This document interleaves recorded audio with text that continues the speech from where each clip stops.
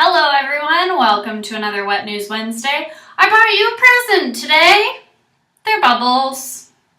The world's been an awfully sad and depressing place lately, so I thought, what can I do? Well, I already sit in a tub for you, and I'm not wearing any pants today, but I did bring you lots of bubbles, which, hey, at least my tub's gonna be real clean. Just in case you've been holed up in an attic lately or traversing the Andes or maybe spending some time at a treatment clinic where they forego television in favor of meditation, you probably already know that a grand jury failed to indict the officer who killed Eric Garner. He was put in a chokehold by the NYPD for allegedly selling some cigarettes on Staten Island. And it's been a really rough week. I live in New York. There have been a lot of protests, which I don't know how you could think that there wouldn't have been. I'm kind of yielding to Jon Stewart on this one. I don't really know what to say. I haven't really processed it. I'm really bummed out by everything that's been going on lately. And I'm going to need a little bit more time before I can really crack a joke about that. But there are a few things that I think we can all agree on. Even if you are some human-hating, cynical, mean, Scroogey son of a bitch, here are a few things we can all agree on. Number 1. If a police officer, like the one who shot 12-year-old Tamir Rice in Ohio a couple weeks ago, was fired by his previous police department for excessive use of force, why was he rehired? Number 2. If I or someone I loved or, maybe just another human being was shot, whether accidentally or not, by a police officer, I would sincerely hope that they would call an ambulance and not be on the phone with their union rep, which is unfortunately what happened here in New York also, in the death of Akai Gurney. Number 3, as a taxpayer, why were there 6 cops talking to Eric Garner about selling cigarettes? That's not even a ticket. That's a court summons. That's just a, hey dude, you can't really do that. Here's a piece of paper. Why were there 6 cops dealing with him? I'm sorry. Is New York suddenly that safe? You all have nothing to do? I'll find you something to do. And this is not a polarizing issue. This is an everyone issue. If you turned on any kind of Major League sports game this week, at least one of the players was wearing I Can't Breathe during their pregame warm-up. And you know what? They're entitled to say something. Yeah, they are in the spotlight, but they're also people, and they're also Americans, and they have freedom of speech, and something really important is going on. Even George Bush came out and was like, that verdict confused me. Past confusions of Georgie's aside, the man's right. We all saw the video. What could you possibly have talked about in that courtroom that somehow negated the fact that we all watched it, guys? Do we all need to go back to kindergarten? Do the Care Bears need to be brought in? This honestly just makes no sense to me. This is so basic. No one should wake up in the morning and feel unsafe just because of the color of their skin. Unless you're a ginger going to the pool, but in that case, just buy the SPF 75.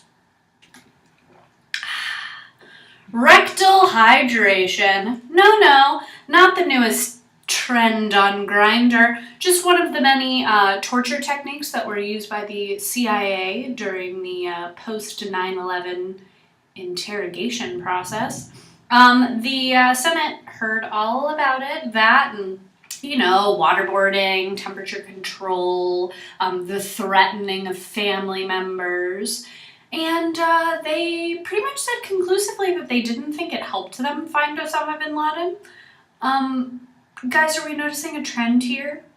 These medieval, racist, violent practices that we have going on in this country don't accomplish anything. One might even call them ISIS-like. And by one, I mean me.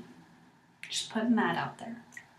Yay, the spending bill. On to politics, children. In my personal opinion, the spending bill is just a bunch of blah, blah, blah bullshit. It just says kind of stuff like, oh, politicians can raise $1 bajillion to get reelected, and schools don't have to abide by certain nutritional standards when giving students food, and truck drivers are only allowed to be on the road for so many hours. Yeah, but let's keep the government open. You know, I like it when you go to work, seeing as we pay you to go to work. But blah, politics, blah. Guys, you're gonna get mad at me here for a second, but then you're gonna understand where I'm coming from. I wanna punch Santa. Not real Santa, just this stupid mall Santa from California. Wait until you hear this. If you don't already have a cocktail, please go pour one. Pause. Some jackass dressed up as everyone's favorite Yuletide bringer of joy refused to allow a young girl with autism to sit on his lap and, tell him what she wanted for Christmas because her certified service dog was a pit bull. Really? Really, Scrooge? Go on home. You're done.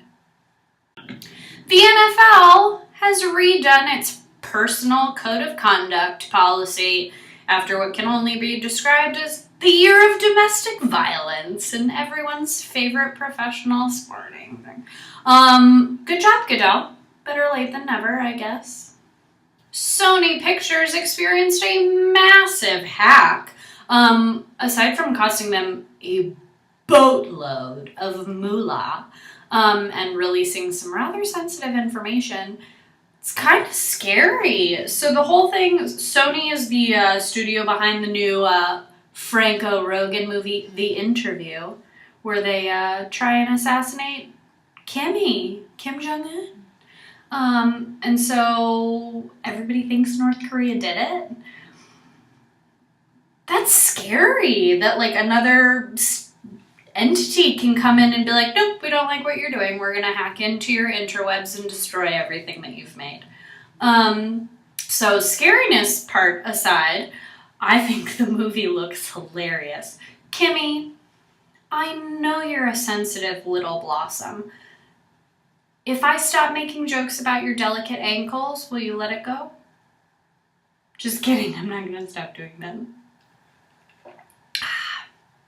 David Letterman's last night hosting The Late Show will be May 20th of 2015. Afterwards, he will be replaced by none other than Mr. Stephen Colbert. I'm not a huge late-time TV talk show person, but I do think that Letterman's giggle is totes adorbs. It's just precious, and I'm gonna miss it. Maybe I'll make it like a ringtone. Are those still around? The Victoria's Secret fashion show aired last night from London. That was pretty standard, lots of undies, some vaginal taping, some big glittery wings, and some top 40 musical stylings. Ariana Grande is really tiny. Not like skinny, like she's a very small human. It's been announced that Cuba Gooding Jr. will be playing O.J. Simpson on the big screen. Show me the glove, Johnny! Johnny, I need to feel you! Show me the glove! No? Anybody? Nope. Jerry Maguire? Nope. Prince William and Duchess Kate? She's a fucking princess. Are stateside, going on a tour of the United States, or as I like to call it, a free vacation where you get to meet Beyonce. I don't really know why it's important that they're here, but she's a cute pregnant person. All right, everyone, that does it for us this week. If you're out there protesting, please be safe, dress warmly, layers are key. Allison, please don't get maced again.